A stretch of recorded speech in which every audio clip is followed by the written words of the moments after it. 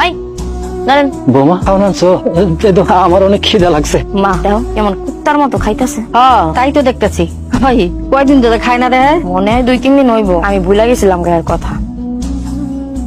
বৌমা পাত থেকে কেমন জানি গন্ধ হইতাছে, তুমি কি আমার বাসি বাদ দিছো? না, আপনার জন্য তো কোরমা পোলাও আনছে, আপনি দেখতে পাইতেছেন না? ভাত দিমু না তারপরে যে দিছে এইটাই তো ওনার সাত কপালের ভাগ্য। আপনার পোলা আজকে দুপুরে খায় নাই, ওই ভাতটা রয়ে গেছিল। আমি দেখি মাছের অর্ধেক বিলাই খায় ফেলছে। পরে ভাবলাম ভাতটা ফালাই দিমু, এই আমনেরে দিলাম। এখন খাইলে খান, তাহলে ফালাই দেন, আমার তো দেখার বিষয় না।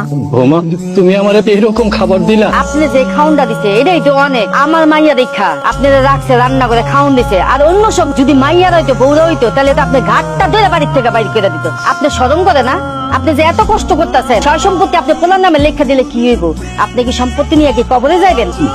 আপনিও কি ওই পোলাপানগের মতো পাগল হয়ে গেছেন? জমি জমা নিয়ে আপনিও কথা কইতেছেন আমার সাথে? তাই মিয়া আপনি চুপ করেন, আপনার তো কোনো চিন্তাই নাই। আমার মাইয়া নিয়ে আমার অনেক চিন্তা আছে। কয়দিন পরে ওই মাইয়ার বাচ্চা হইব, এই বাচ্চার ভবিষ্যৎ আছে না? কে আপনি সম্পত্তি লেখা দিলে কি হইব? এই দাতা সম্পত্তি কি নাতি পাইবো না? মা চলো তো, ওনার খাওয়াটা দেওয়াই আমার ভুল হয়েছে। আগামী 3 থেকে 4 দিন আমি ওনার না খাওয়া রাখবো। চলো, আমাকে সকালে আবার মার্কেট করা লাগবো না, আমরা ঘুমাবো। চল।